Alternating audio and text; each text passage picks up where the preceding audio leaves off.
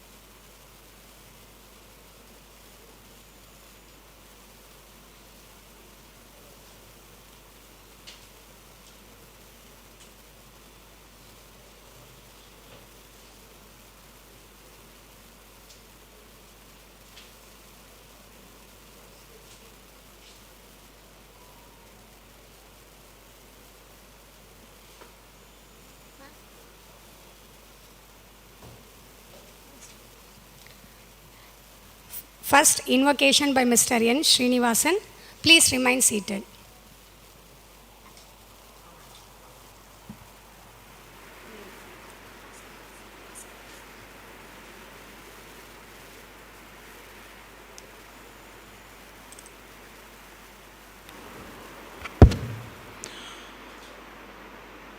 சாந்தி நிலவ வேண்டும், எங்கும் சாந்தி நிலவ வேண்டும், ஆத்ம சக்தி ஓங்க வேண்டும், உலகிலே சாந்தி நிலவ வேண்டும், ஆத்ம சக்தி ஓங்க வேண்டும், உலகிலே சாந்தி நிலவ வேண்டும். கொடுமை செய்தியோர் மனமது திருந்திட நற்குணமதை புகட்டிடுவோம். கொடுமை செய்தியோர் மனமது புகிழ்ந்திட நற்குணமதை புகட்டிடுவோம். மடமையச்சம் தவிர்ப்போம், மக்களின் மாசிலா நல்வழியை புகட்டிடுவோம். மடமையச்சம் தவிர்ப்போம், மக்களின் மாசிலா நற்குணங்களை புகட்டிடுவோம். திடம் தரும் யோகி நம் தந்தை, திடம் தரும் அஹிம்சா யோகி நம் தந்தை, ஆத்மானந்தம் பெறவே கடமை மறவோம், அவர் கடல் தீர்ப்போம், களங்கமில் அறம் வளர்ப்போம். சாந்தி நிலவ வேண்டும், ஆத்ம சக்தி ஓங்க வேண்டும், உலகிலே சாந்தி நிலவ வேண்டும்.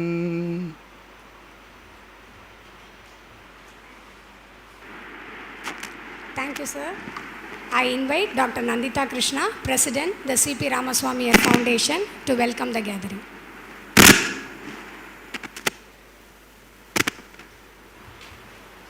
Do it from there, is it?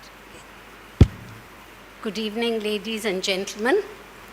I have great pleasure in welcoming all of you here this evening though I think I've made myself the most unpopular person in Chennai, because we have a limit of 50 people. And you know the law, that we cannot fill in more than that. And so many people called, and I had to say no. So if any of your friends tell you that they refuse to give us a seat, an invitation, please tell them that we had no choice. You can see that we've crossed 50 already. I don't want to tell you the numbers because we've cheated a bit.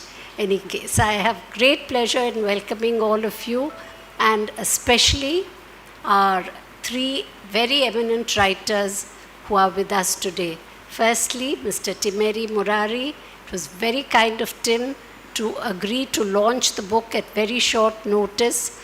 He is our star writer in Chennai, and I cannot think of a more appropriate person to launch the book. Dr. Shashi Tharoor is, of course, a well-known writer, author, politician, MP from Thiruvananthapuram. You'll hear more about him later. And he is like a little brother to me. We grew up together, literally grew up together. And as somebody just said, she's probably the only person who can spank him even now. And your mother will love it because she always tells me what all are the nasty things I should be telling you. So it's lovely to have you here, Shashi, though I'm very angry you're not staying with us this time. And Sai Deepak, I heard him speak several months ago, brilliant young lawyer. He spoke on the Shabarimala case, on the Padmanabhapuram temple case, and he's also an author. He's written a book, India That Is Bharat. And what is very interesting is that Shashi's book, The Battle of Belonging, and Sai Deepak's book, India That Is Bharat, are the antithesis of each other. So I think we are going to have a very interesting discussion, and I look forward to hearing I look forward to the whole evening. Thank you all for coming and being with us today. Thank you, ma'am. Now, Dr. Nandita Krishna will felicitate Mr. Timeri Murari, Dr. Shashi Tharoor, and Mr. J. Sai Deepak.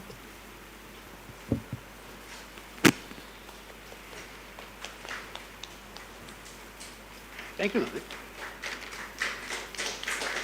Thank you. Thank you. So much better than having a bouquet or something.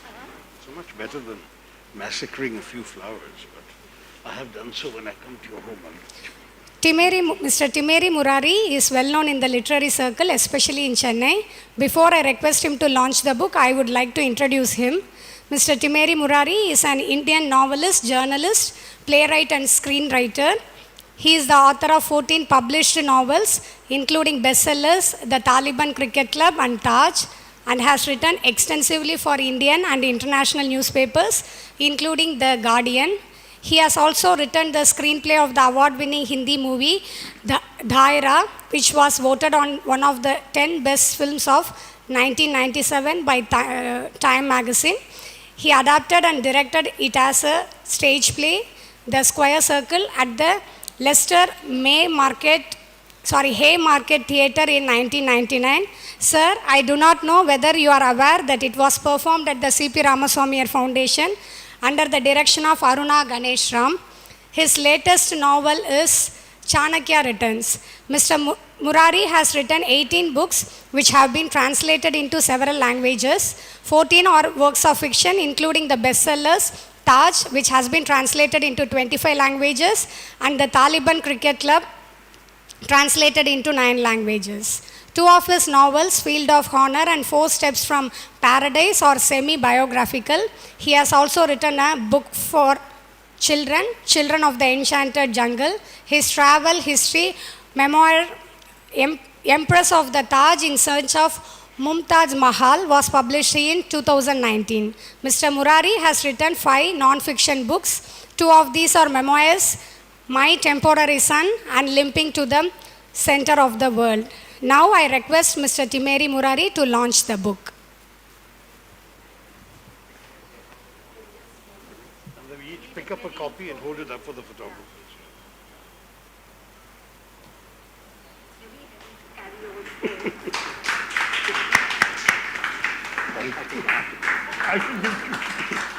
Please, sir, come here. Come here. And we'll all hold it up. Thank you, sir. Thank you. Yes, I agree. Since we're all talking anyway.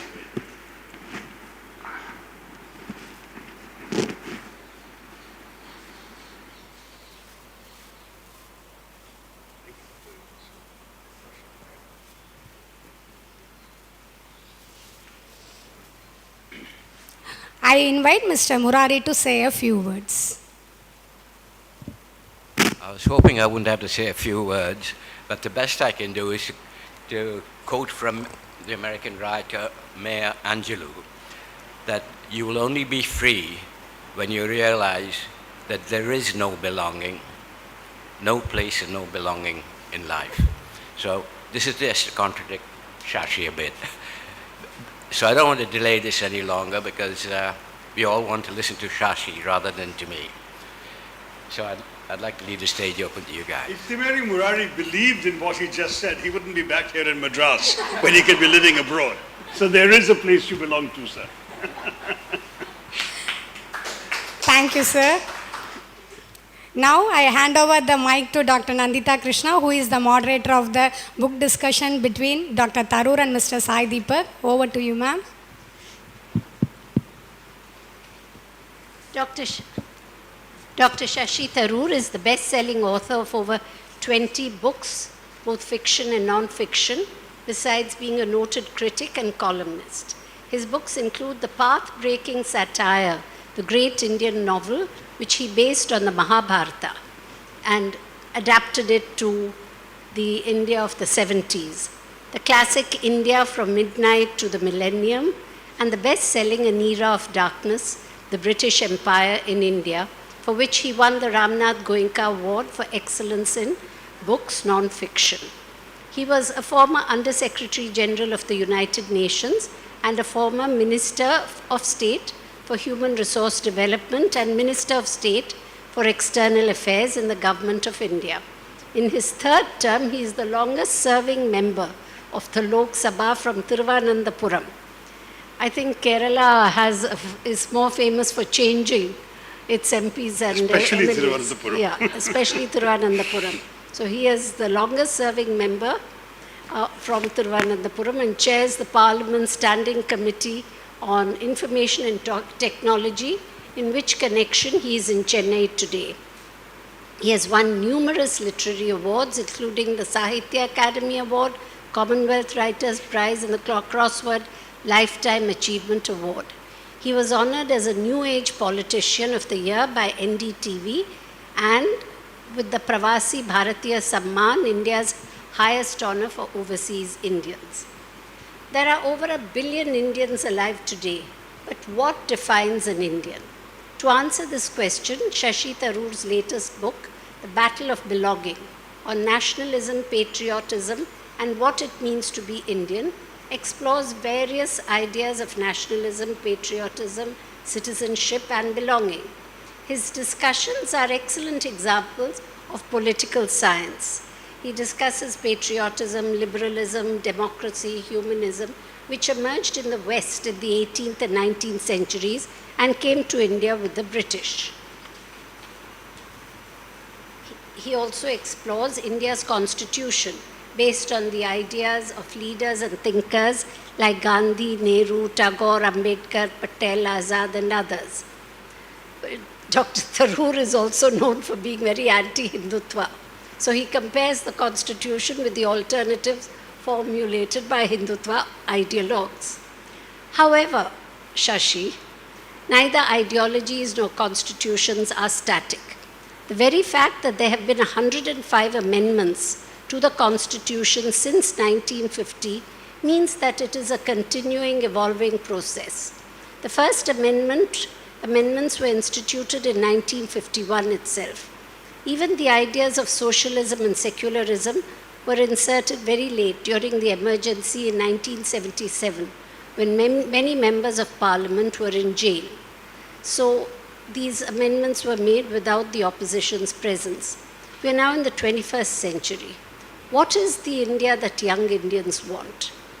So people vote for the politicians they want and the ideology they want. If we respect the democratic process, we have to accept that constitutions are not written in stone, and every 5 years a new government is voted in on ideas it propagates and which are obviously desired by the people. Firmly anchored in brilliant scholarship, yet passionately and fiercely argued, the battle of belonging seeks to define what it means to be a patriotic and nationalist Indian. To discuss the book with him, we have a brilliant young lawyer and an author himself, Sai Deepak, an engineer turned lawyer. I recently learned that he wanted to be an aeronautical engineer, became a mechanical engineer, and then a lawyer. Still high-flying, though. Yeah. Practicing as an arguing counsel, primarily before the Supreme Court of India and the High Court of Delhi. A mechanical engineer from Anna University, he graduated with a degree in law from IIT Kharagpur's law school. He's been a part of several landmark matters, such as the ones relating to the Shabarimala Ayyappa temple, the Sri Padmanabha Swami temple, the Basmati geographical indications, and so on. In 2019, he was awarded the Young, some part is missing, sorry. The Young Alumni Achievers Award by his alma mater, IIT Kharagpur. He is a prolific writer on constitutional issues for leading newspapers and magazines. His latest book, India That is Bharat, Coloniality, Civilisation, Constitution, is a part of the trilogy that explores the effect of colonialism on the Indian mind and is the antithesis of Dr. Tharoor's book. I look forward to this discussion by two brilliant minds on an issue which is troubling the Indian nation today. So, can I start by asking Dr. Tharoor, Shashi, to tell us what he had in mind when he started this book? Oh, that's right. Am I audible? Is the mic good enough to catch me at the back? But first of all, thank you, Nandita, for that very sweet introduction.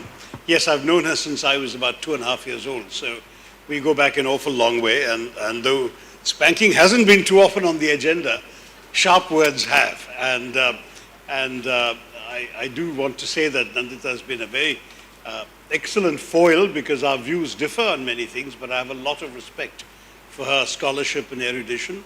And when I wrote my book, Why I'm a Hindu, it was to Nandita I turned to read the manuscript. From her perspective, she's also, in fact, I would argue, probably more serious scholar of Hinduism, and her insights and comments, including disagreements, were extremely useful in finalizing that book. On Mr. Sai Deepak, I'm meeting him for the first time, and I'm embarrassed to say that I have not read his book, so he will be speaking about mine, and I will not be able to respond with knowing comments about his. Oh, it was only released last week, so I have a good excuse. Since last week, I have been running around the country on an official tour of the Parliamentary Standing Committee on Information Technology.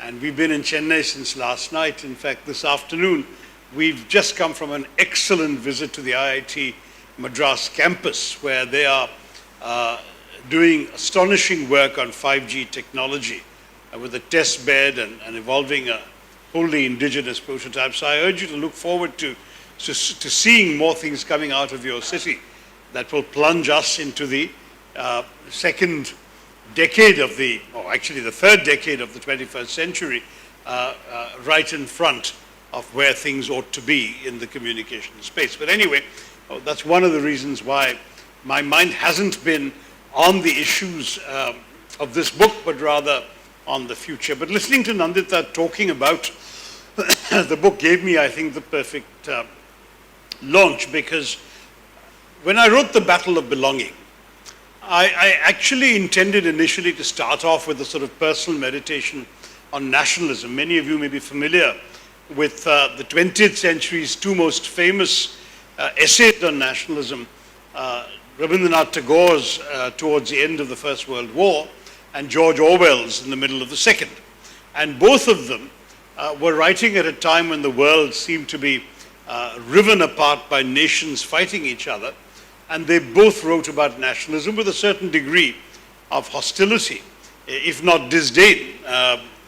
For Tagore, nationalism was a very poor substitute for humanity and for global humanism.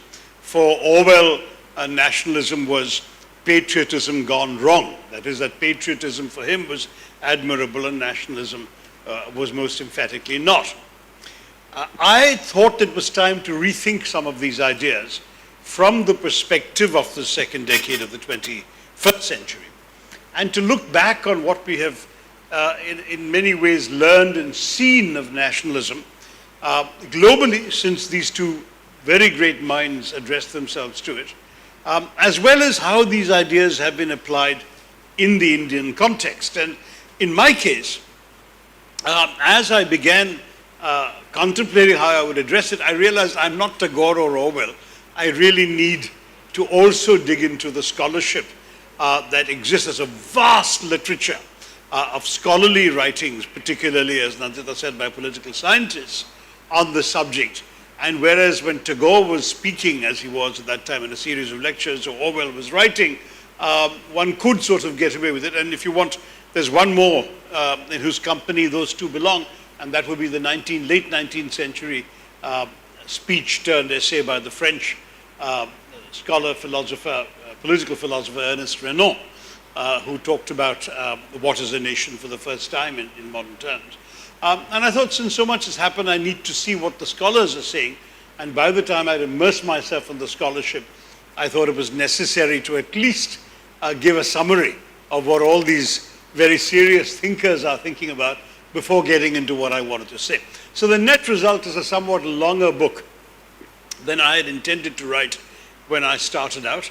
But here's what it tries to do. In the beginning, the first 100 pages or so is essentially a summary of the state of global literature on nationalism and on belonging. In other words, I've taken Tagore, I've taken Orwell, I've taken Renan, I've taken also a lot of the scholars. Benedict Anderson famously said that a nation is an imagined community. Many other scholars that perhaps non-political science buffs may not have heard of. And they're all there, and through their research, analysis, writing, and historical examples, I've talked about what nationalism and what nationalism is, the various kinds of nationalism that exist in the world, and where we go with that. And I've also drawn my own distinction between nationalism and patriotism. I don't quite follow Tagore and Orwell exactly, because I think Tagore's faith in universal humanism is wonderful as a spiritual concept, not so useful as a political one today. And Orwell's sort of almost visceral hatred of nationalism was very much influenced by what he saw of nationalist movements in Europe in the 20s, 30s, and early 40s, whereas today we see that there can be good things about nationalism as well in ways that Orwell was not prepared to admit. But I actually valued his distinction between nationalism and patriotism, and I too, building on Orwell, came to the view that there's a very important distinction, which is that patriotism is about love for your country, simply because it belongs to you and you belong to it. The way you love your mother. You may not claim that your mother is the most beautiful woman in the world or the most perfect woman in the world, but she is your mother, you love her. And the same way, a patriot loves their own country because it's theirs, and in a fairly uncritical way, you know. You love the streets, the sounds, the smells, the people, the languages, the music, the cadences, the flag, all of that. Even if to a stranger, there's nothing terribly appealing about all of these things, but to you, because it's yours, you love it. That's to my mind, patriotism. And the nationalist is caught up in an idea of his country that is wrapped up in the state. That is the flag, the army, the sometimes ruling ethos as well. And very often the nationalist defines his allegiance in opposition to others. So that, as I write in a sentence in the book, though they seem fairly similar, a patriot is prepared to die for his country, whereas a nationalist is prepared to kill for his state. And this is, to my mind, a rather important difference. Then I analyze these various kinds of ideas. I talk about the whole typology of nationalisms, but I essentially come down to a clear division between two kinds of nationalism. Nationalism that inheres in immutable factors of identity. That is, nationalism that emerges from your birth, your blood, your religion, your language, the kind of nationalism, if you like, that arose in the 19th and the first half of the 20th century and that Orwell so despised, that kind of nationalism, which is a nationalism linked to identity and to perceptions of identity, versus what I describe as civic nationalism, which is a nationalism that is inherent. Sumati, do come. Member of Parliament from Chennai. She's a member of my committee and that's why she's late. Come. So the civic nationalism is a nationalism that is not anchored in identity or other immutable factors you can't help from birth, but is anchored in constitutions and institutions. And civic nationalism implies a voluntary participation in civic society. You can migrate to a country and become a participant in that country's nationhood. You can not belong to the majority faith or speak the majority language or any of those things, and you can still be a civic nationalist in a way that you are not permitted to be by the ethno-religious nationalism that is the alternative idea. Now with this I turn to the Indian experience. Our nationalism during the nationalist struggle was very much a classic anti-colonial nationalism. It was the Indians throwing out the foreign oppressors, and that obviously includes obvious classic elements of ethnicity, religion, all the differences we had with the Brits whom we wanted to throw out.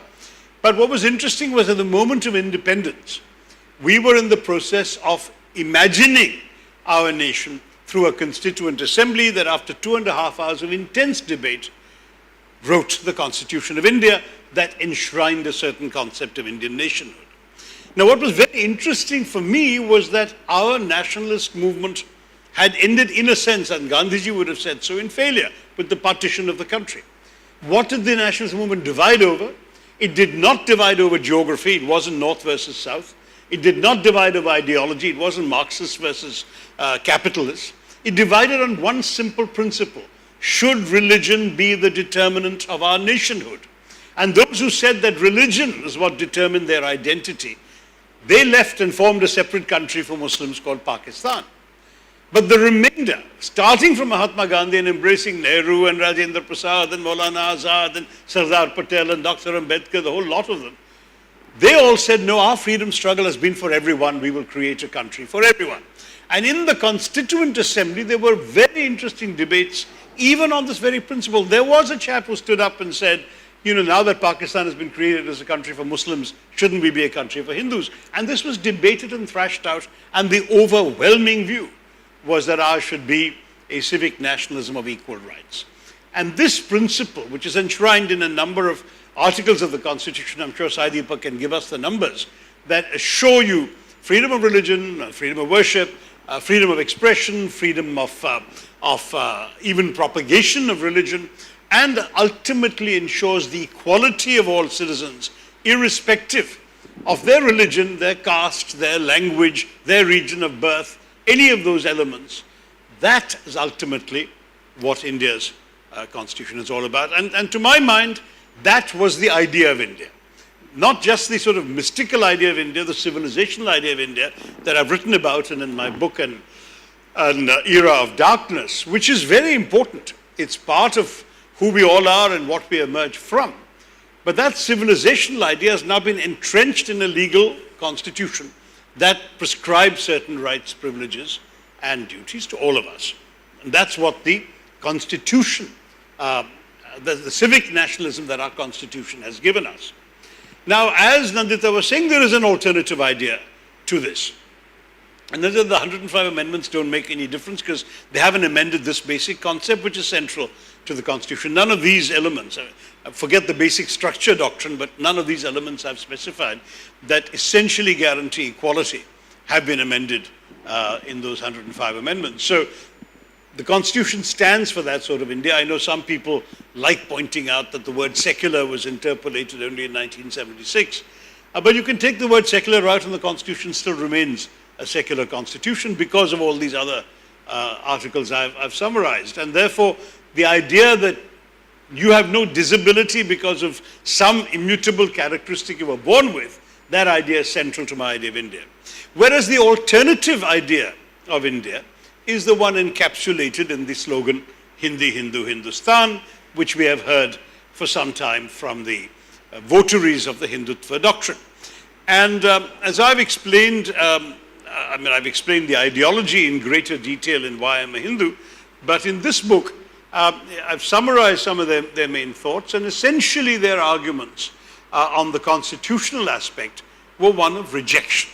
Essentially, Savarkar, who came up with the concept of Hindutva, Golwalkar, who was the longest serving head of the RSS and was its head at the time the Constitution was adopted, and subsequently Deen Dayal Upadhyay, who was the key political leader of the Hindutva movement until his untimely death in the late 60s. These three gentlemen said the same thing, which is that the Constitution in here has a fundamental flaw in it, and that flaw is it seems to assume that the nation of India is a territory called India, and the Constitution has been written for all the people on it. Wrong, they each said in their own words. Wrong. A nation is not a territory, it's a people, and the people of India are the Hindu people, and the Constitution should have been written only for a Hindu Rashtra. Now, this is a fundamentally incompatible idea with the idea enshrined in the Constitution. And this is where, in my book, I talk about where the two ideas diverge. There is some detail that I've gone into. There's also a lot of anecdotes and stories from my own personal life and experience, whether it's about ideas of nationhood coming from, for example, refugees. I talk about an Eritrean refugee I knew at the UN who'd become Swedish, and somewhat amusing, somewhat troubling episode involving him. I talk about a couple of non-ethnic Indians I know, as it were, or non-passport Indians who fought to win Indian passports. One just passed away last week, my Australian professor at St. Stephen's College, David Baker, who recounted with some wry amusement how astonished these officials in Delhi were that in those days, in the 60s, 70s, a white man would be busy demanding the right to surrender all the privileges that came with his passport to become a humble Indian at a time when travel was so much more difficult for Indians and so on and so forth. So I talk about why he wanted to be Indian, and I talk a very different story about a gentleman who was the first Pakistani official of the United Nations in 1948, the president of the Students' Union of Lahore University, then a bright young man in his early 20s who passed Pakistan's competitive examinations and became a UN official. And as he grew and worked in the UN and saw the various countries and nations at work, he realized that he profoundly, philosophically could not accept the two-nation theory. And he not only renounced his Pakistani nationhood, but insisted on applying for an Indian passport. Of course, Indian officialdom was duly suspicious. He had to wait about 30 years before he was finally accorded. And when he was, his batchmates, as it were all top civil servants in Pakistan. They completely disowned him, and he wasn't even allowed to go back to visit his parents' graves in Lahore and so on. So, but though it's a tragic story in the end, as you will read, it's another example of what is the idea. I mean, he was territorially from the part of Punjab that is in Pakistan. He was ethnically, or his family claimed to be of Mughal descent. But conceptually, philosophically, and in terms of the civic nationalism of India, that's where he felt he belonged. And it's a very interesting sort of story, and there are stories like this throughout. There's also a story of a Pakistani soldier who kills his own brother, or rather who orders the killing of his own brother, who is serving in the Indian army.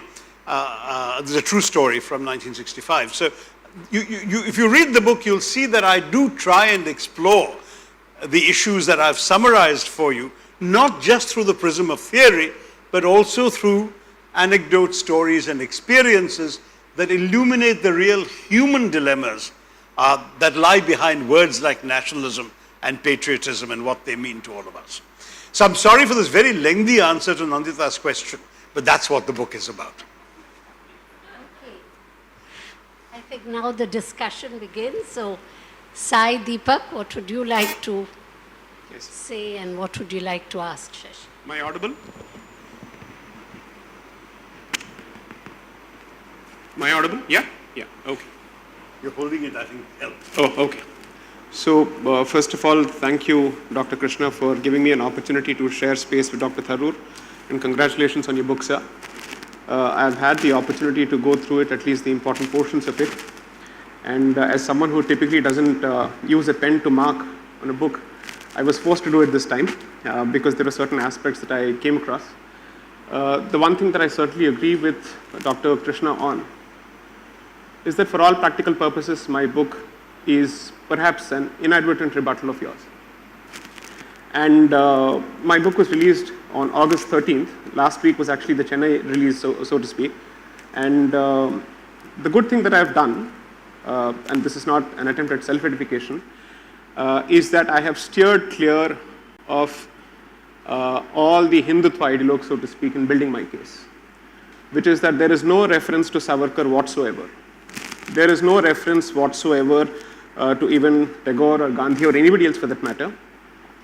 And let me start with perhaps a factual correction. Kindly indulge me. Hindutva was not coined by Savarkar.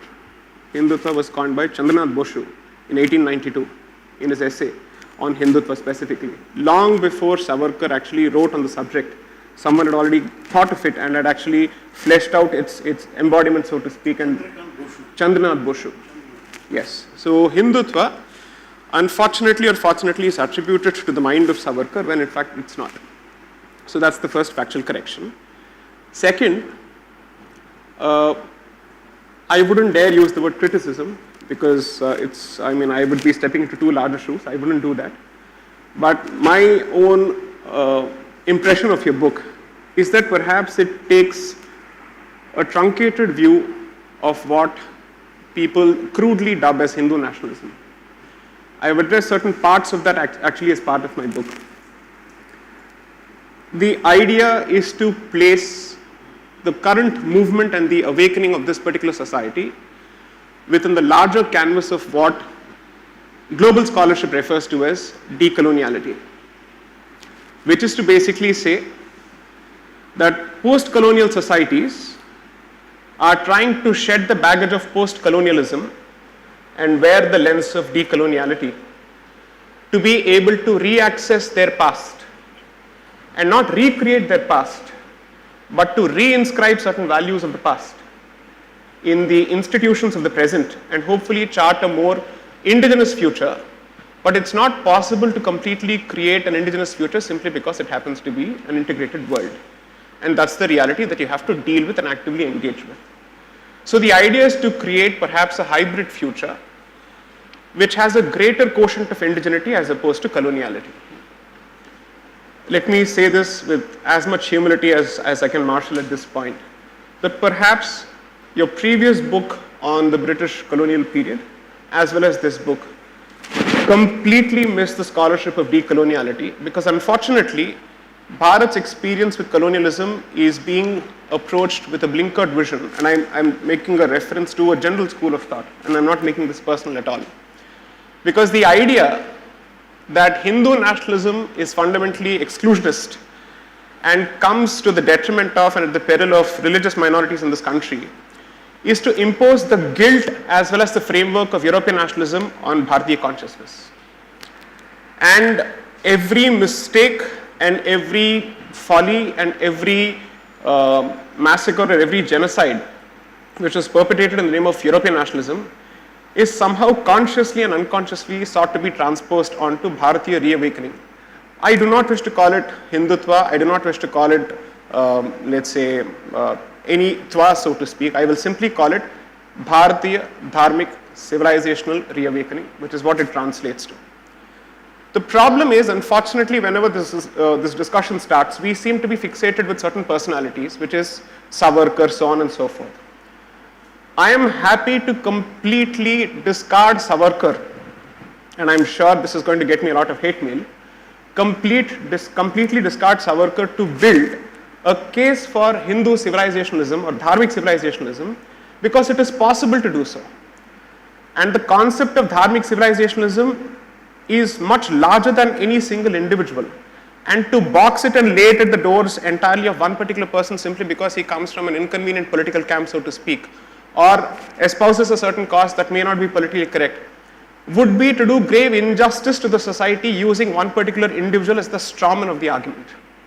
So therefore, it is my position, and I say this with all humility, that with due respect to Sri Savarkar and his contributions, because I've seen the tone as well as the manner in which you refer to him, I'm absolutely sure that it's not possible for us to glorify all parts of any individual. You would agree with that. Be it Mahatma Gandhi, or at least I refer to him as Mohandas Karamchand Gandhi. I choose not to refer to him as Mahatma Gandhi. Pardon me for saying so. Or for the matter, Dr. Ambedkar. I don't think there is a single individual, if you choose to start scrutinizing them, that you would find yourself agreeing with all parts of everything that they say. Be that as it may, you try and make do with those parts which you believe, define them, characterize them. Therefore, for all his flaws or whatever they may be, Savarkar was effectively putting forth a position which was already in public domain, and he was capturing a certain spirit. But be that as it may, I don't wish to be the mouthpiece of Savarkar here. The point is, it is possible, and it must be so, that you look at this particular concept of Dharmic civilizationalism independent of the lens of European nationalism. Unfortunately, the moment this discussion starts, I think people start cherry picking certain facts, which is that the constitution is fundamentally antithetical to, or is it loggerheads with, the Hindutva vision of a Hindu Rashtra, so to speak. So perhaps you may want to look at the draft constitution that was presented by the Hindu Mahasabha, which actually promised equal rights to religious minorities. And the reason why this is important for us to point out is because, assuming for a moment that we did not have the concept of contemporary constitutionalism emanating from Europe, even then, Bharat as a civilization has always welcomed those people who are willing to live with us. We did not have a constitution when persecuted Parsis knocked at the doors of Bharat. We did not have a constitution when, let's say, the Jews from your state, so to speak, and even from the Northeast, knocked at the doors of Bharat. So to attribute certain large-heartedness entirely to the constitution, I would say, is to protect the constitution at the expense of the civilization, which I think is grave injustice. I've never done that. I'll just finish my point. When you finish. So as far as I am concerned, to assume that the constitution is somehow a civilizing tool which seeks to educate and civilize and, let's say, uplift a certain regressive society, which is at loggerheads with the value of constitutionalism, which doesn't know what is democracy, which doesn't know what it is to accommodate minorities. No. It is a product of the fundamental spirit of this particular land. And despite the horrors of partition, which we must never forget, despite the reality and tragedy of partition, which we must never forget, despite the reality of the two-nation theory, which was specifically foisted on us, which we must never forget, I think this country has done a vastly superior job of protecting its minorities than our former, let's say, estranged cousins, so to speak. And I think the proof of that lies in the fact. So it actually is very, very surprising when we are constantly told that this particular country, if it becomes a Hindu Rashtra, or if it becomes a Dharmic civilizational state, so to speak, is bound to become what you refer to in your book as the Hindu Pakistan. I'm sorry, I think that's grave injustice to the people of this country, because accommodation is something, an accommodation, not Western style assimilation. Accommodation has been the spirit of this country, because Western style assimilation requires you to convert to their way of life in one form or the other, either overtly or covertly, in order for you to be accepted as part of the particular society. It is this country that makes it possible for people to keep their culture alive in the most perhaps pristine form possible, so long as it does not come in the way of others. So I would actually make the case that dharmic civilizationalism is what is crudely dubbed as Hindu nationalism. And as a student of constitutional law, not to claim specific expertise or drop names here, I believe that whenever public morality has been referred to in the Constituent Assembly debates, the reference has been to the reservoir of this country's public morality drawn from the vast ocean of dharma. And as far as I understand, the concept of dharma is native to this particular land, so to speak, and its culture. And there is one clarification or correction that I think is very, very important, that it's possible to simply reduce the so-called Indic reawakening, so to speak, as identity politics. It's possible to muddle it to the level of identity politics. In my humble opinion, that would be perhaps the most superficial way of looking at it, because scholarship, psychology, political science, as well as students of history strike a very clear distinction between identity and consciousness, which is to say you can be a Hindu in name and still think like a foreigner, because your language and your accent and everything could be something that is completely alien to this land. So according to me, identity is less important and consciousness is more important, which is why if I had to choose between an Aurangzeb and Dara Shikoh, I would choose a Dara Shikoh simply because in consciousness, he was closer to the Hindu spirit, notwithstanding his identity.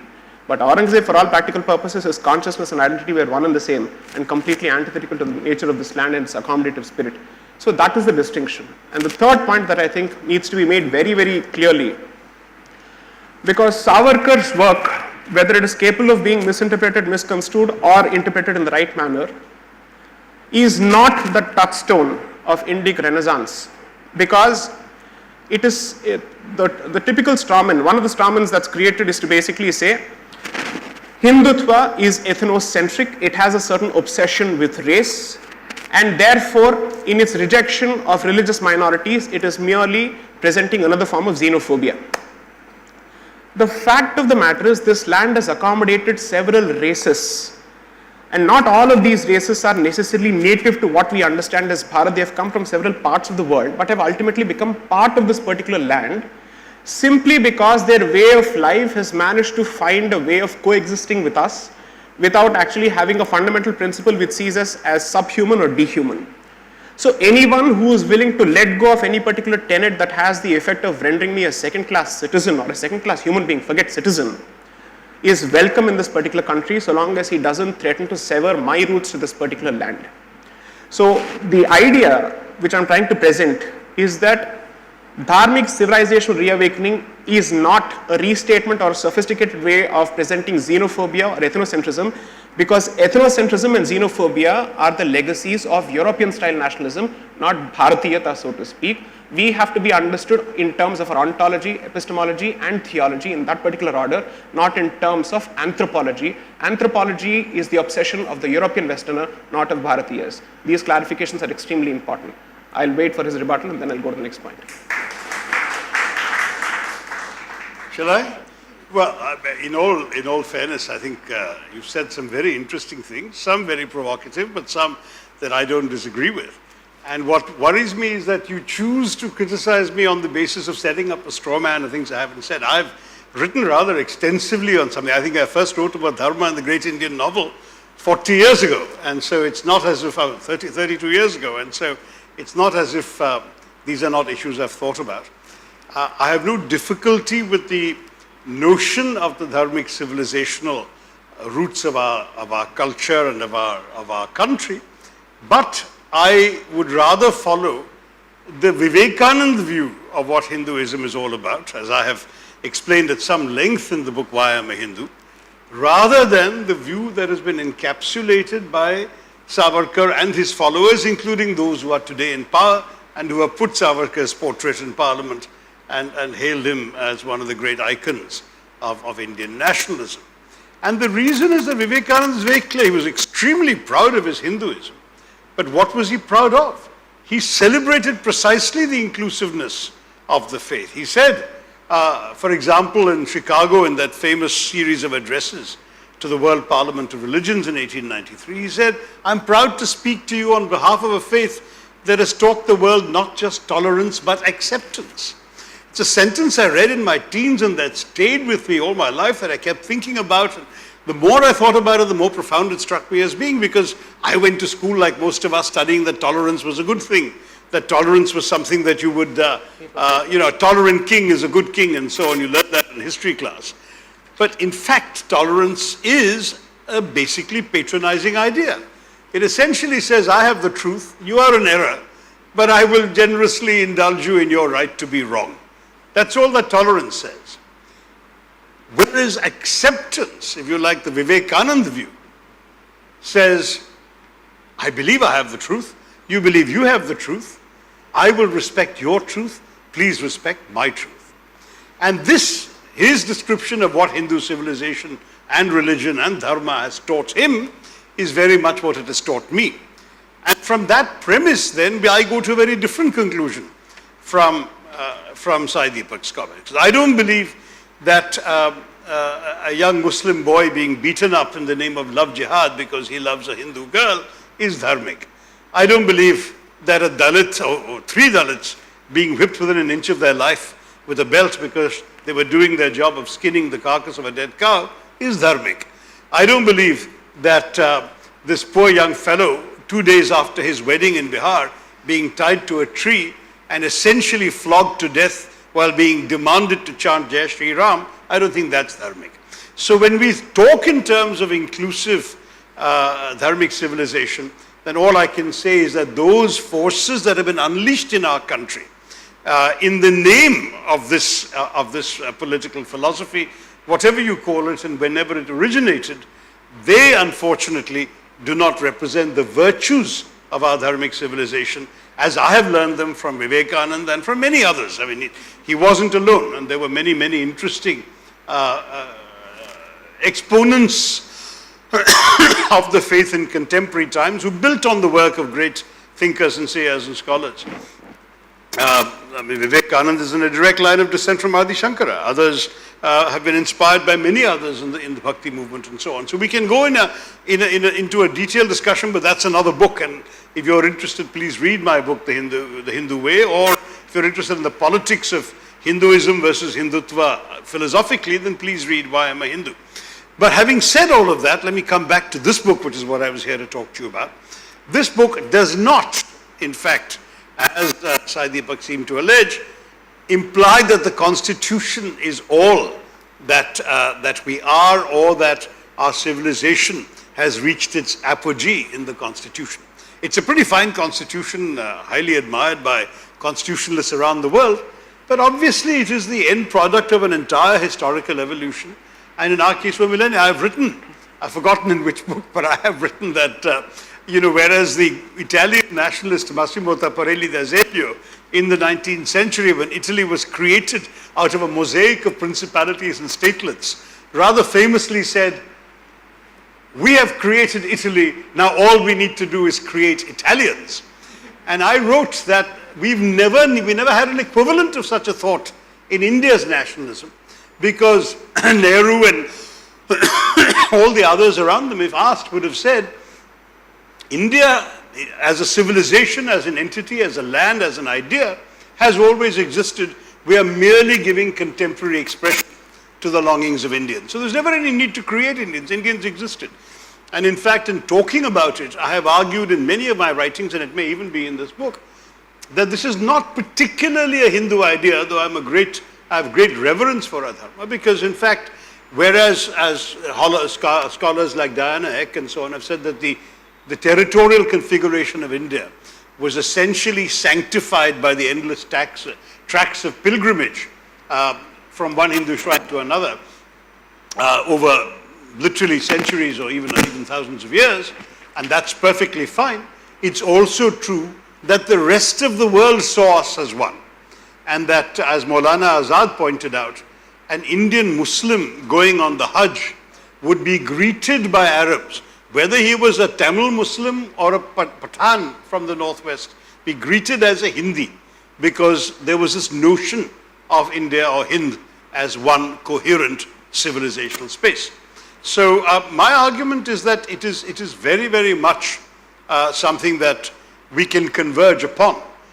Where I'm parting from what I've just heard is in my insistence that recognizing these civilizational values in legal constitutional form by ensuring the equality of all is indeed fundamental to civic nationalism and is explicitly disavowed by many of the votaries of the kinds of doctrines that Sai Deepak is saying. Now, I must admit that since, like most others, I have also believed that the term Hindutva came with Savarkar's book, The Essentials of Hindutva in 1922, and I'm very happy to discover it's not the case.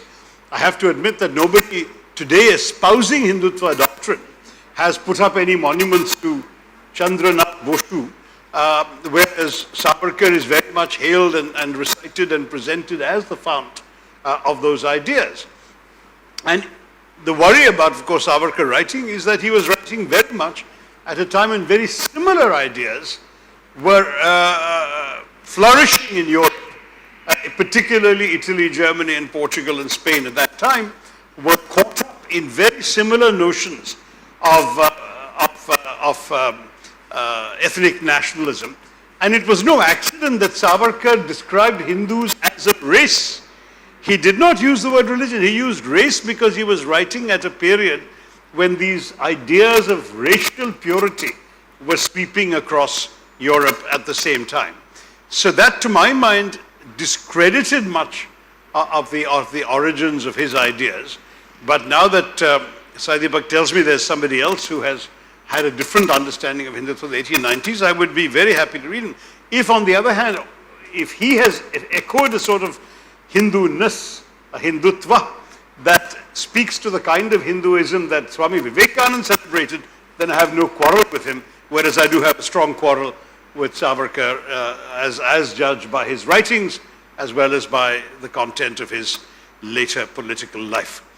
I think I'll leave the key disagreement to that, because I think that's where Sai Deepak has anchored his arguments, but I see he has taken some notes, so I look forward to hearing his counter thrust and to responding to it. So, in the interest of time, am I audible? Yes. In the interest of time, I will stick to specific points made by Dr. Tharoor. First is that he believes that the Hindutva that he subscribes to, or the Hinduness that he subscribes to, is that of Swami Vivekananda. I'm actually happy you said that, because while Swami Vivekananda was happy to speak of universalism and universal brotherhood from the podium of the Parliament of Religions in Chicago, he was very, very clear that universalism cannot come at the expense of pixelation of history, and certainly specific disagreements, theological disagreements, which resulted in constant practice of exactly this value called toleration, this civilizing, condescending virtue called toleration, which was resulting in the proselytization of Indians en masse. So much so that at least in two of his works, I'm sure you're aware of it, sir, where he specifically refers to his encounter with a Christian missionary on a ship either back to or from India, where a Christian missionary was constantly spewing venom against the religion of Satan, which is Hinduism. Swami Vivekananda, despite his belief in universal brotherhood, was forced to catch the Christian missionary by the scruff of his collar and threaten him with throwing him overboard. If I may say so, that, according to me, is Hindutva or Hindu resistance in action, which is to say, I'm more than happy to accommodate all your points of view, provided you first stop spewing venom against me in the name of your scripture. So the very same Swami Vivekananda, I'm so happy that you've actually cited him, also went on to identify in, let's say, book after book after book, in fact in several tomes, the history of invasions from the 8th century, at least until the 16th century. And this is something that he has never pixelated. So the great thing about these stalwarts or civilizational icons is that they were very clear that there is no inconsistency between recognition of the universal character of dharma and what dharmic communities and civilizations have been subjected to in the name of vidharma. Let's not call it adharma, let's call it vidharma. This is something that is starkly missing, and that's exactly what I've pointed in my book, which is to say that there is a filter called coloniality or colonial consciousness, which actively prevents this particular country, and specifically the majority of this country, from accessing specific aspects of its past and putting it in deep slumber in the name of secularism, because just as you have a problem with, let's say, the concept of tolerance, so to speak, European history, and I'm absolutely sure you're aware of this, is specifically clear about the Christian origins and Christian nature of secularism itself. Such being the case, I think when this particular community stands up and says, I have had enough of secularism and I've had enough of this inclusivity that is specifically telling me forget everything, you keep citing Dalits, you keep citing everybody else, but you don't wish to talk about the treatment of Kashmiri Hindus and the specific causes behind it. You don't wish to talk about what exactly has happened in Bengal immediately after elections from the 2nd of May. You don't wish to talk about, let's say, certain pockets being created in Assam in the name of religion, dare I say. You don't wish to talk about what is, according to me, the longest running insurgency in this country, which is the creation of a crown colony in the northeast, and therefore there is Nagalim for something. Please Google up what they specifically are fighting for. It's Nagalim for, and a religious figure is specifically mentioned. With all these insurgencies going on, surprisingly, it is the Hindu who is the constant subject of scrutiny, whereas everybody else is spared scrutiny and the rod. So therefore the point is, the Hindu has proved herself, not himself, herself, because Sabarimala, herself, to be more than open to reform in every possible way, because way before untouchability was abolished under Article 17 of the Constitution, the temple entry movement was initiated by the Maharaja of Travancore in 1936. That was already done. So several people, inward-looking people, were more than happy. If at all the Dharma Shastras warranted it, they were more than happy to say, we have to move on. So therefore, I am merely saying that this particular community perhaps doesn't get the credit that it deserves, and it gets, let's say, more scrutiny than it deserves, whereas everybody else is spared scrutiny. That's point number one. Point number two, any concept must be understood, as Dr. Tharoor rightly points out, in historical context. I completely understand, but it should not be divorced from the unique cultural experience and historical experience of any community. So nationalism, when spouted by a European who is fundamentally a colonizer, is not the same as nationalism from Savarkar or anybody else who is the victim of colonization at the end of the day, who has witnessed two successive waves of colonization running for at least 1400 years. So to say that when we speak of nationalism, it's the same as European supremacism, I'm sorry to say, is to compare apples with oranges, where you're divorcing the entire history and focusing exclusively on the statement. Here, when we speak of nationalism, it is merely a call for throwing off the yoke of colonialism of two kinds. Therefore, this should not be compared with Europeans for the simple reason that you're comparing the victim with the oppressor and the aggressor. That, according to me, there couldn't have been a greater insult to a victimized and a colonized community. That's point number two. And I'll just make one more point, which is Constitution. Of course, it's a fine document, it's a great document, it must be worshipped. Yes, I get all of that. But the point is, Dr. Ambedkar, after having crafted this constitution, during the Nehruvian dispensation, rues the fact that he actually created this constitution because he was seeing it distorted under the Nehruvian dispensation, and he says very clearly that I regret the day that I was given this particular task of having to draft this particular document, because now I realize that a terrible piece of document can be used for the betterment of the people in the hands of good people, but a fantastic piece of document and legal document can be completely misused in the hands of scoundrels. I don't, and this I'm not even paraphrasing, I'm using his words exactly. So therefore, the fact of the matter is, the chairman of the drafting committee of the Constitution regretted having to live during his lifetime to see the Constitution and its values being completely thrown to the winds. That's point number three. And the last point that I think is extremely important is the reference to Diana Eck, her book called India, a Sacred Geography. Surprisingly, when she refers to India, a Sacred Geography, she chooses not to refer to it as Bharat. She still focuses on India, which is exactly why I decided to call my book India, that is Bharat, because Article 1 speaks of India, that is Bharat. Unfortunately, Bharat has been effectively relegated to the margins, whereas India is currently surviving at the expense of Bharat. The problem is, if you look at the introduction of Diana Eck's book, because I've had the specific opportunity to deal with it in my book, she recognizes the fact that as far as this country is concerned, it was created as a consequence of a network of pilgrimage centers. And therefore, there's a triple matrix of nature, culture, faith, epistemology, and patriotism coming together to create this entity called Bharat. But there again, she says, but Hindu nationalism, no. So the problem is, it's surprising that she regurgitates the very same scholarship of Radhakumar Mukherjee of 1914. She comes out with the very same scholarship on sacred geography of Jadunath Sarkar, of R.C. Majumdar. But we are more than happy to cite a foreign scholar by the name Diana Ek as opposed to Radha Kumud Mukherjee, Jadunath Sarkar or R.C. Majumdar, which according to me is proof of coloniality or colonial consciousness, so to speak, that we still seek the validation of someone sitting in Harvard. So it has to be someone of Indian origin educated abroad, or it has to be preferably a Westerner who's educated abroad, all of them telling us, of course you're great, you have our validation, you have our blessings. So that's exactly why I said perhaps we should have, let's say, a face-off as far as India, that is Bharat and the Battle of Belonging is concerned, simply because Diana Ek represents everything that is wrong with Western academia. She, according to me, represents what's happening on the September 11th, which is dismantling Global Hindutva Conference. We are not discussing Diana. I'll leave that. I'll leave that. Let me quickly, Right. but very briefly, just touch on these 3-4 points. First, on this question of the word secularism and its English, its European origins, I fully understand, because secularism came up very much in the context of a certain history of church-state relations, and that's where it came from. But I have said in my writings for 30 years that I'm not particularly fond of the word secularism. If you look up an English language dictionary, secularism implies a distancing from religion. Whereas in India, we have practiced secularism to encourage a profusion of religion. So in practice, I say that pluralism is a more appropriate word. Bahuswarata in Malayalam, and I suppose also in Hindi. That we have this diversity in our country that's part of our reality. So secularism is simply shorthand because everyone has been using it for so long, they're used to it. When I say pluralism, I usually get a blank stare, but that's all I mean.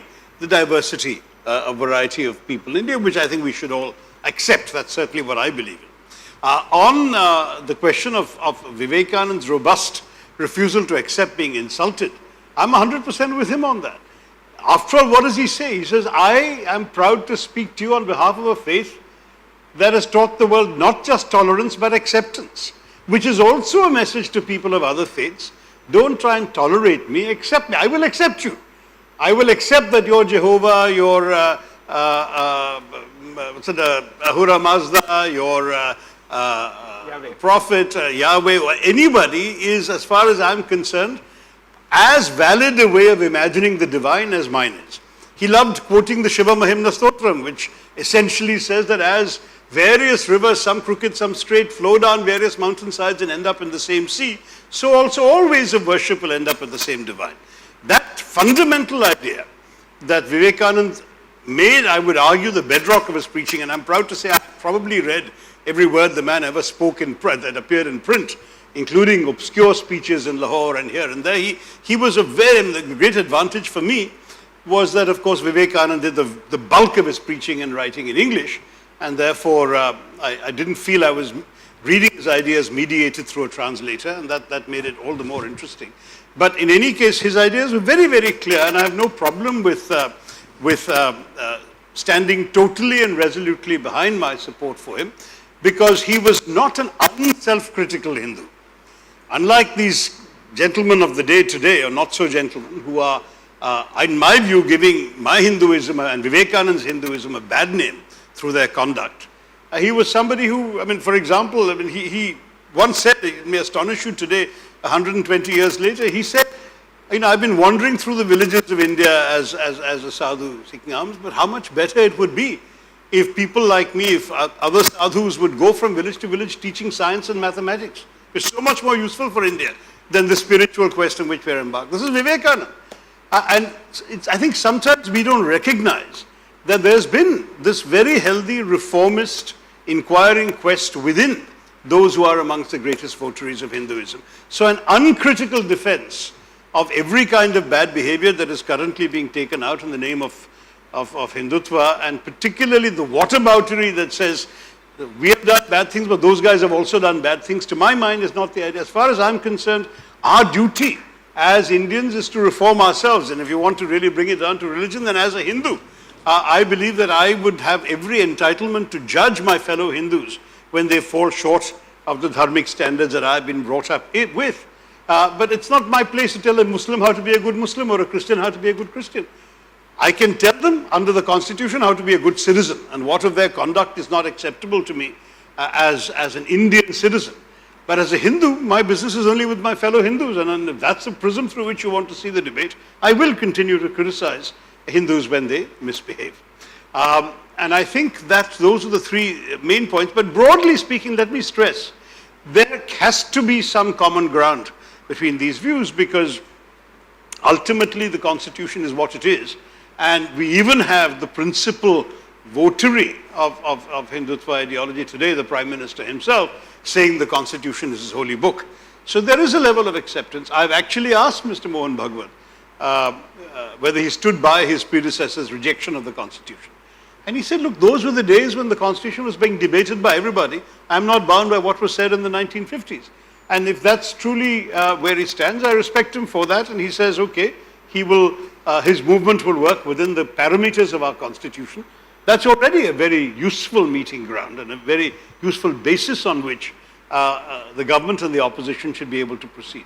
But I think it's important to recognize that the nation we celebrate has to be an inclusive one, has to be one where nobody is judged by the faith they practice, but by the content of their character, by the behavior that they indulge in, and by the values they stand for. And disagreement within those parameters is entirely acceptable in a diverse democracy.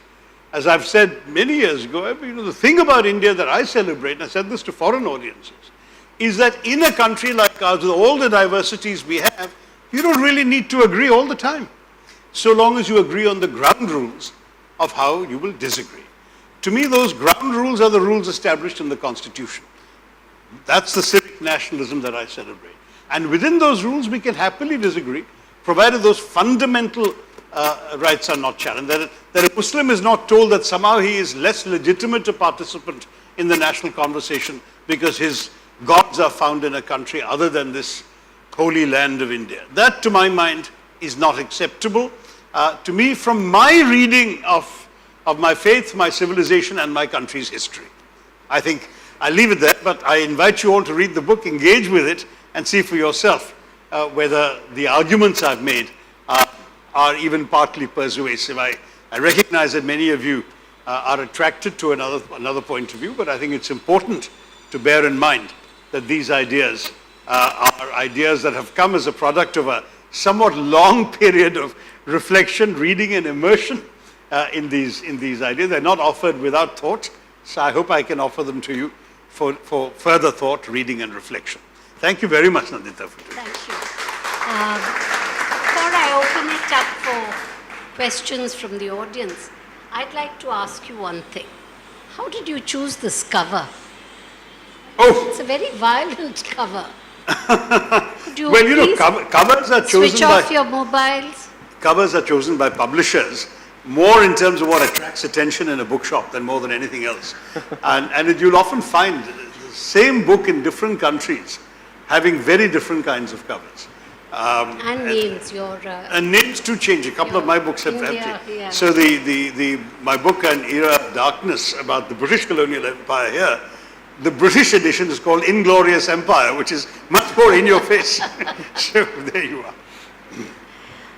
Does anyone have a question? Yes, the gentleman in yellow. Meg. Do tell us who you are, and so we understand what the background is that you're coming from.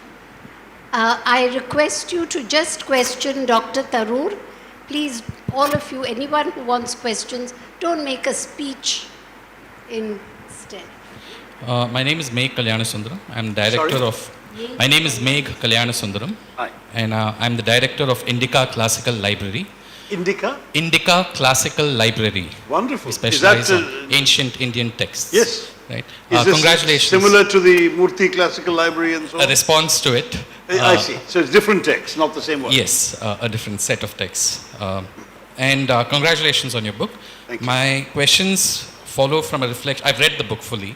It follows from a reflection of section 27 in the book, which is got to do with Kashmir. I have a printout of the political map of India, 10th edition, which was published in 2020 and which is on the Survey of India. And the Constitution 51AC reads, and I quote, "It shall be the duty of every citizen of India to uphold and protect the sovereignty, unity, and integrity of India." So my question is, do you endorse the political map of India published in 2020 unequivocally. Do you, pursuant to Article 51AC, consider it as part of your civic nationalist duty, to use your terminology? Very, very much. So this is the chapter on Kashmir that Correct. Mr. Kalyanasundram is referring to, Jammu and Kashmir. Right. And let's face it, if I respect the Constitution, I have to accept the decisions taken by procedures enshrined in the Constitution. As a Democrat, I am entirely entitled to criticize the way in which certain things were done. I have said so in Parliament, and I stand by my words then, and indeed much of what I've said in Parliament is reflected in this chapter, which is that I thought it was a very unworthy sleight of hand by which the constitutional provisions, the letter of the constitutional provisions was followed, but not their spirit. In other words, whereas to amend Article 370 you needed the consent of the state of Kashmir, which is normally a consent given by the elected Legislative Assembly of Kashmir, you sought that consent when the legislature is suspended and the governor you have appointed gives you consent on behalf of Kashmir. That is arguably within the letter of the law, but definitely no one will agree that it is within the spirit of the law. And so on and so forth. In fact, one of my concerns that many Tamil friends have expressed is that the sleight of hand we saw there could be applied to any state of India. Strictly speaking, all you need to do is declare President's rule, kick out the elected assembly even for say 3 months, and then change any sort of provisions relating to that state under the same techniques used to get rid of Article 370. But as for Article 370 itself, I said at the time, and I stand by it, that even those who came up with the provision, including Jawaharlal Nehru, never implied it was a permanent provision. In fact, they specifically listed it as a temporary provision of the Constitution. But the idea was that it would be changed only with the consent of the Kashmiri people as manifested through the elected assembly. And instead we have changed it essentially by unilateral fiat, while I concede holding to the letter of the Constitution. But I've been to Kashmir as recently as a few days ago. I've had a number of conversations with people there. And I think it's time for all of us to move on from that debate now. I mean, I've said what I had to say, and I said it at the time in Parliament, which is my job as an MP. But today, I would be much more inclined to focus on integrating the Kashmiri people, their hearts and minds better into that territorial map you're so proud of.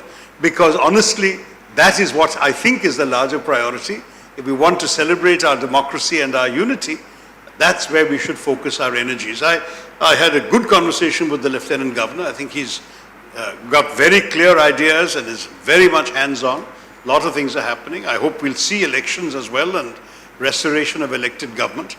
And that the statehood that they're entitled to. I mean, one Kashmiri politician said to me, I want the same statehood as Kerala, not the same statehood as Delhi. And that's fine. There's no Article 370 in Kerala. And as I say, don't focus only on the territorial issue. Let's start giving them every reason to celebrate being part of that territorial map. Great. So I take it that you endorse the map completely. Yeah. I mean, it's been passed by the Parliament, signed by the President. It's now part of the Constitution the way it is. Thank you. Thank you, Dr. Tharoor. But again, don't forget that even the Home Minister said the Union Territory status is not meant to be permanent. Yes, so that's part of that map, but it's absolutely not meant to be permanent, and I will continue advocating restoration of statehood. Correct. That's okay. Thank you.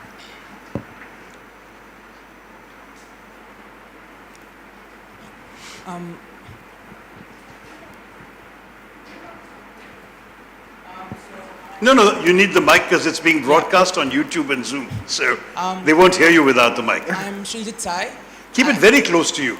I'm Srijit Sai, and Much I'm better. a student of information technology. I'm sorry? A student of information technology. Okay. So on the 23rd, last month, you referred to as the Malabar Hindu genocide as a false memory. What about this is a false memory? False memory. No, I mean, I think what I said was, historians have written reams about all of this. There are multiple views. There are at least 3 different interpretations I can identify about what happened in the so-called Mapla rebellion and so on. There is if you like, the leftist view that it was essentially a class struggle between oppressed peasants and oppressive landlords and the colonial power. It so happened that the oppressed peasants were overwhelmingly Muslim and the oppressive landlords were overwhelmingly Hindu, and that's why the communal coloring. That's one view. There is indeed the view of what you call the Hindu genocide, which sees it very much through the prism of the assaults on Hindus that took place. So that also took place in the later part of the rebellion. The initial rebellion did not have a communal coloring, but I'll concede that aspects of it did gain that. There's also a third view, which points to the complexity of going with either the first or the second view. First of all, the geographical differences. In different parts of Malabar, you had different experiences. There are anecdotes after anecdotes of Muslims sheltering Hindus and Hindu sheltering Muslims and so on. It was not a straightforward, as we've seen frankly in the riots that sadly have benighted our country even in the last 30 years, there have been human beings reaching out across the communal divide, and it was not one of this kind of unquestioning identification with the religious community. And that there was also no doubt about the anti-colonial aspects of many of the stands taken. And therefore, because of the complexity of all this, to reduce these three, as I said, at least three, because there are others. I think the Hindu, or one of the papers, I think it was the Hindu, had a rather lengthy article, perhaps in the Kerala edition, that gave all the multiple possibilities. I said that it would be unwise to go for any one of them. Yes, it is a false memory to reduce all of this to just one interpretation. And I think that in many ways, one of the interesting things about history is that you can read multiple accounts of the same events and come to your own conclusions depending on the prism through which you see them.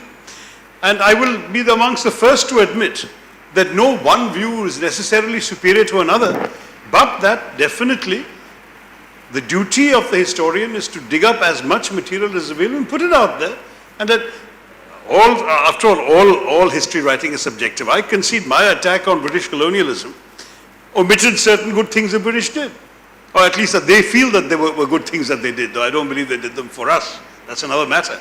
The truth is that in looking at the vast amount of information out there, you select the points and facts that suit a particular narrative, and that's what I think those who take either just the peasants versus landlords view or just the Hindu versus Muslim view are also doing. I think the story is much more complex than either of those narratives. I respectfully disagree with you, but... Yeah, sure. But that's the point about history. We can disagree. And you can give me footnoted facts for your interpretation, and I can find the same for you. On this question, I'd like to weigh in. It's important because I would not be doing justice to my own position on this particular subject if I didn't speak up on the subject.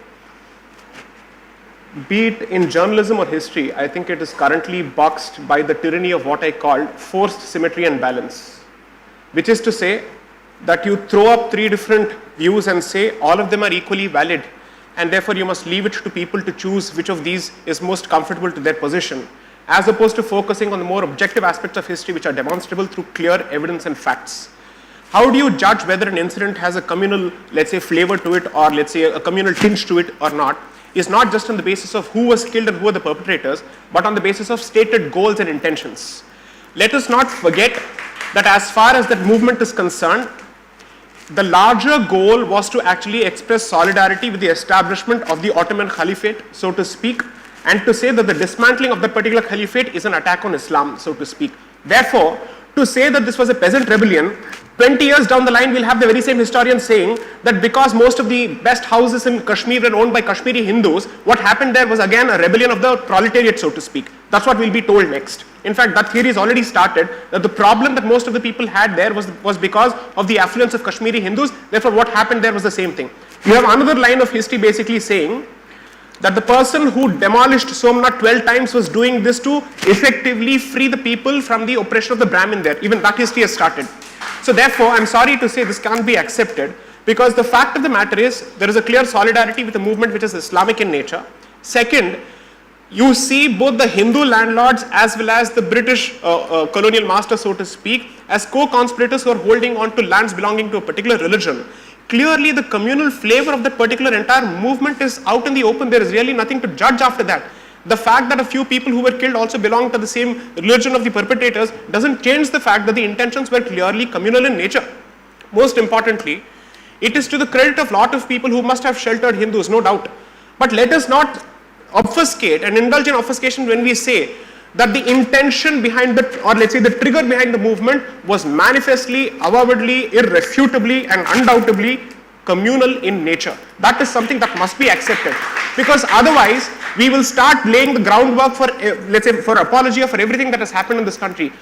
I mean, if we are absolutely clear about what happened in 2002 in another part of the country, giving it a religious flavor, why is it that we are so hell-bent on whitewashing everything else? I think the only competitor here, the only competitor here is Asian Paints or Nerolac. They're doing a better job of whitewashing facts. This incident is not even mentioned in this book, so this honestly has nothing to do with the book launch we're doing today. But I should mention that there was a Khilafat movement which the mainstream political parties, including the nationalist movement under Mahatma Gandhi, had endorsed. And it took various forms throughout the country, mostly peaceful, and in some places the movement descended into violence, number one. But the Khilafat movement was not purely a Muslim movement, because non-Muslims were officially identified with supporting it, starting with Mahatma Gandhi and the Indian National Congress of the day.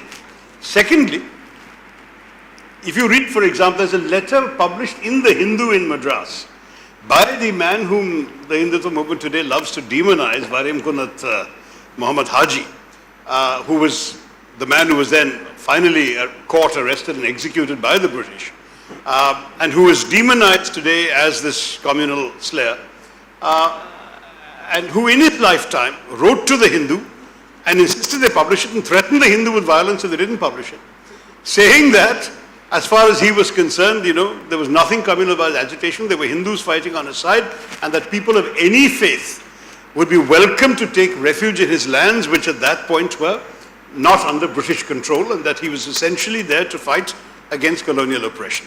Now, when there are contemporary documents speaking to a different interpretation of somebody's view, now this chap, this poor fellow, the Indian Council of Historical Research has decided to strike his name from the list of martyrs of British colonialism in which he has appeared for decades, because suddenly he is being demonized as communal.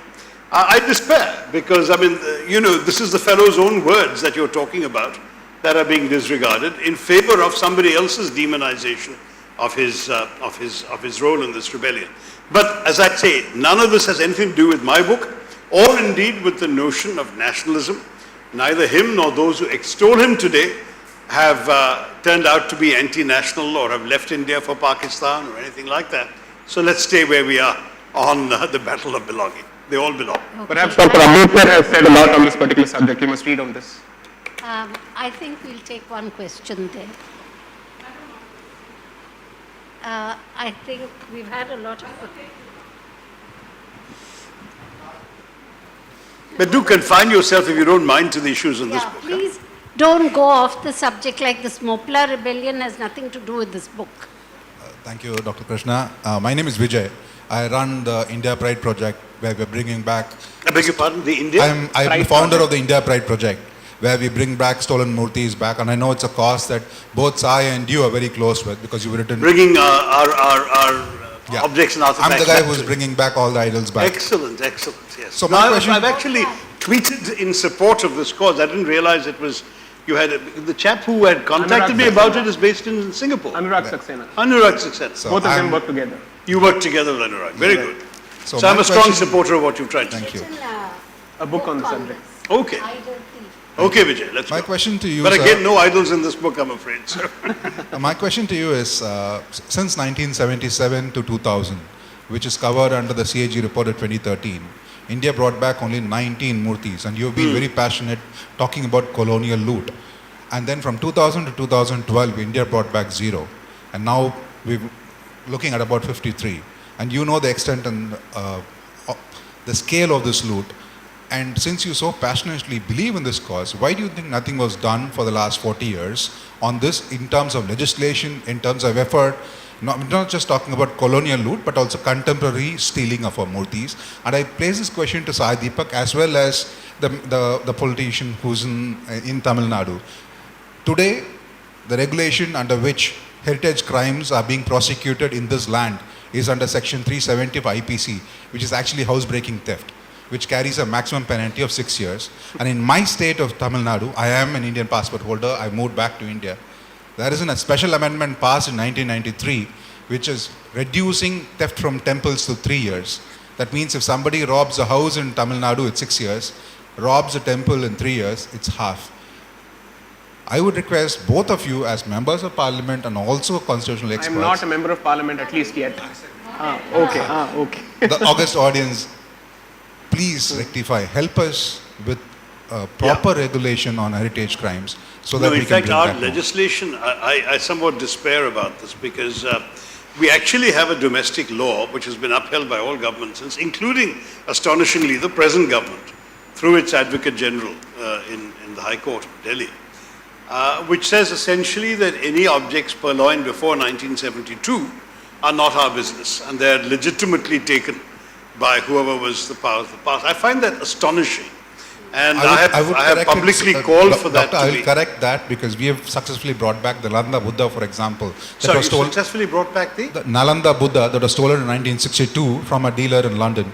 And it's just that because you are part of the UN as well, the UN statute. The UNESCO Convention is more sympathetic to us than the Indian law. Exactly. We need to but fight when, it. for example, the famous case came up on the Kohinoor, this was the argument advanced by the present government's Advocate the General. Kohinoor is just a stone to me. The Murtis are priceless. So for me, I would like your support in not just going after writing about loot. We will need your support in Parliament to stop the way any the dilution system of works, the act. only the government can essentially introduce a law that's debated and passed. Private members' bills are the equivalent of writing an op-ed in a newspaper. You will get that idea on the record and you will do it in a form that is of a draft law. But it is almost never discussed or debated. So in a typical session, you may have 250 such private members' bills introduced, of which 1 or 2 may be discussed and none are passed. That's the real problem. So you are ruling for 3 So what I'm sessions suggesting as well. is, if you can work with me on an ideal draft law, I'm quite prepared to introduce it as a private member's bill, but more useful would be for me to take that draft and go and see my friends in the government and say, look, why don't you adopt this? Thank you. But it's up to the government to introduce a bill on this matter. And I must say that, judging by what Sai Deepak has said, I'm sure he has his own influence with people in the government who are able to bring a law to them. But I think you need legislation to make this possible. Give us a draft of the elements you'd like to see in a law. I can enlist lawyers to write it up. But we need something that we can then take to the government and say, why can't you introduce this? I think that's a very good idea, Vijay. You know, if you can draft a law. Okay, the last question, okay.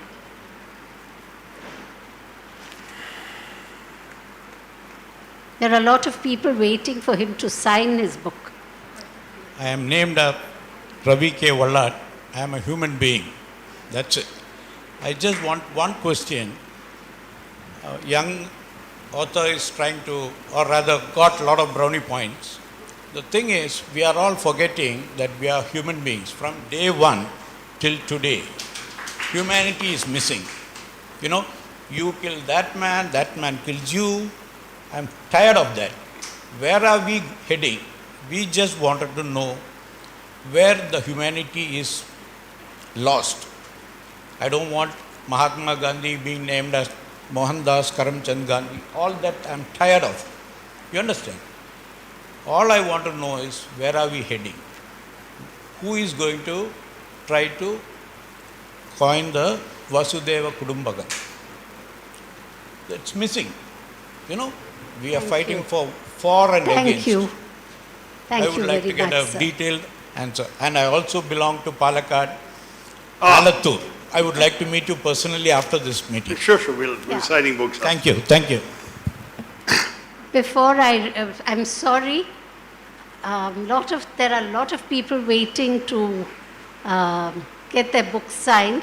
Before we have the vote of thanks, I would just like to say something, and I've written about this more than once. I think what this country needs is a Truth and Reconciliation Commission. You know, where people sit across the table. I tell you what's my problem with you. You tell me what's your problem with me. And we come to a via media. I think Nelson Mandela thought up this wonderful idea, and many countries have replicated it. I don't know why India cannot. The South African Truth and Reconciliation Commission related to misdeeds within the lifetime of those complaining. Yeah. Our problem is with those who are trying to undo the injustices of 500 years ago and 1,000 years Continuing ago. injustices. Continuing injustices. Shashi, I think unless people give voice to it, correct, and bring it out and say, look, Shashi, you know, your ancestors did this to my ancestors, then after that we end up shaking hands. Don't forget that. And I think that is something we should try. Because how long are we going to keep on fighting? Correct. It is a fact that communities are fighting each other. And I feel that rather than going on and on fighting on issues which go back 1,000 years, let's sit together, discuss the 1,000 years, finish it, and go to the next 1,000 years ahead Better of us. resolved across I the think table we than should on the street. focus on the future, because I'm worried that just focusing on the past wrongs, real or imagined or both, will merely scratch at wounds that are not being given a chance to heal. The truth is, we know a number of bad things were done, but they were not done by those who are living amongst us today. And therefore, for me, the worry is, by looking at history as a battle axe to hit people of today on the head with, is, to my mind, a deeply unconstructive approach. I agree with you there. It should not be a battle axe. I just feel that if somebody, you know, like this Mopla thing, somebody from Palghat says, this is what the Moplas did to my ancestors. Yes. And today's Moplas say, okay, I feel very bad about it, it shouldn't have happened. That solves the whole thing. You know, I feel sorry for you. It's saying sorry. I've written about this particular episode as well, about my family on my mother's side being victims of the likely invasion of Tipu Sultan, and apparently a relative on the father's side being accused of having invited Tipu Sultan to come. So both family trees. But this is history, and I'm quite happy to leave it in the past. And my point is that I think we really should now focus on what if I may, today and tomorrow are going just to to offer find us. middle ground with Dr. Tharoor on this particular issue, and fortunately I think the twain can meet here, which is building on your argument with respect to the experience of colonization, where you say in principle a sorry is owed as opposed to an amount. I am applying the very same logic to what has happened to other parts of the country through other dramatis personae. And in any case, wouldn't you rather that you resolve these issues sitting across the table than on the streets? Oh, definitely. I don't want to be going on the streets. Therefore, reparatory justice is a concept that is finding traction across the world. We are not even asking for retribution or reparation. We are simply asking for reconciliation. Reconciliation is perhaps the softest possible way of accepting and acknowledging something that has happened. Retribution is terrible. Reparation requires you to set things right. It calls for restitution. But reconciliation says, accept, move on so that you don't repeat. That, I think, is certainly possible. Let's hope so. It's a good note, a constructive note on which to end. With the native communities. The Native Americans. In fact, the Australians Canadians even apologized to India for the Komagata Maru episode when they turned away the ship. So that was again 100 years ago, but the British can't bring themselves to say sorry. That's another matter.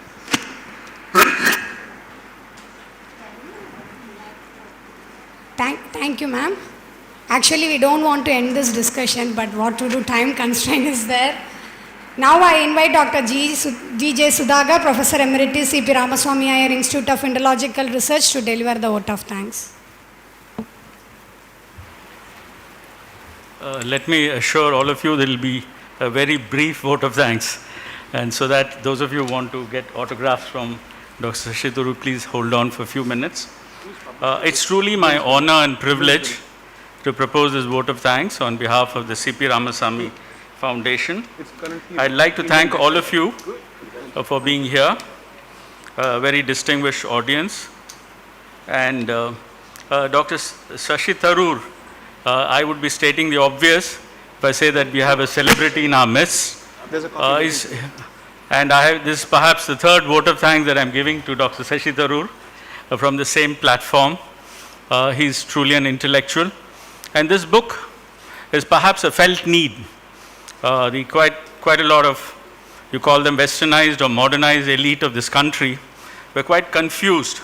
So surely, sir, this was a felt need of the country, especially the intellectuals in the country who follow things, the contemporary affairs very seriously. So I would like to thank you on behalf of all of them. It's truly a contribution to the literature on nationalism. And there's an evolving debate.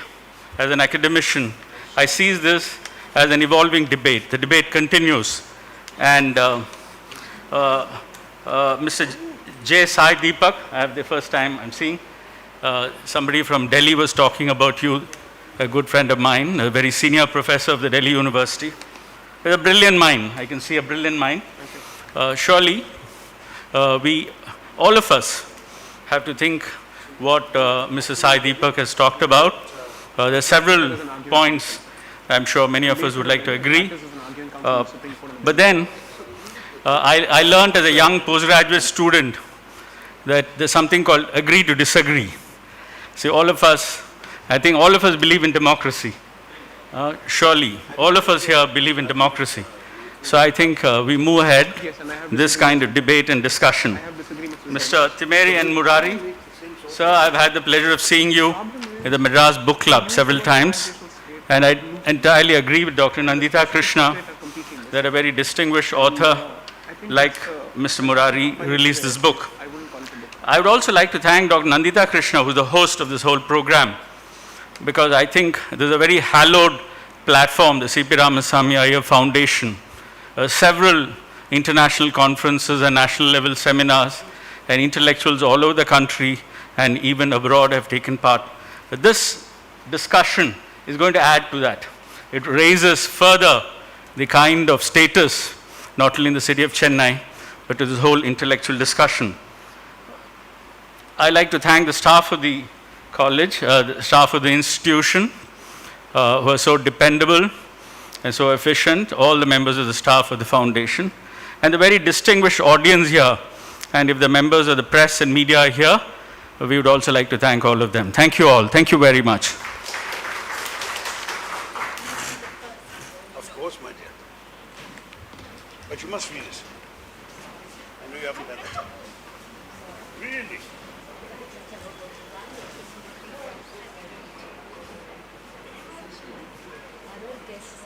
I know. You leave it to take a while, because I'll also go and have a drink with her and the family. To guide you. Okay.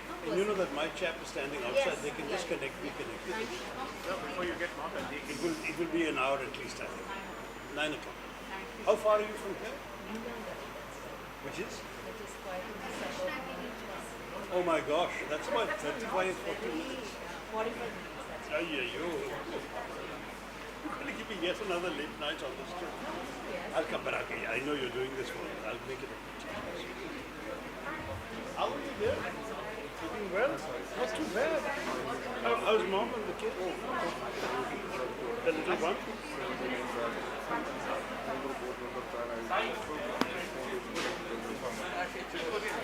I'm sorry. Yes, of course. Both. And is it for both of you, particularly for me?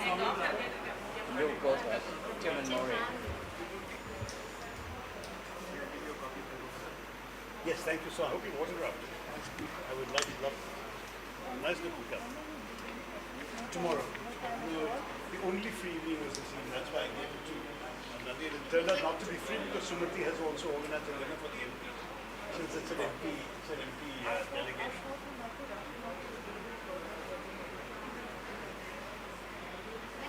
Don't let them know I'm here. I did get an invitation, but of course I couldn't have gone. The normal course I wouldn't have. Then it's all right. Perfect. I'm sure they are, everyone. Nandita was saying she got so many more requests and she could accommodate. Sure.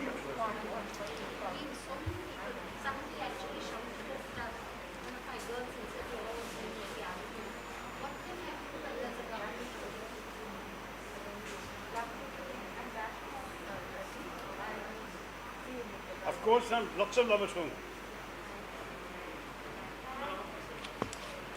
Thank you, of course. I hope you didn't.